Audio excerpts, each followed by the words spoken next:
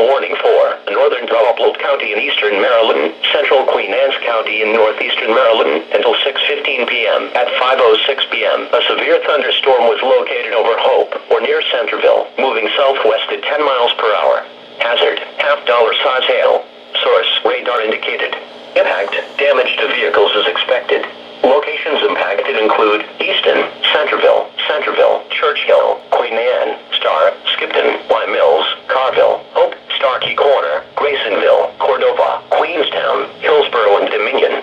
For your protection, move to an interior room on the lowest floor of a building.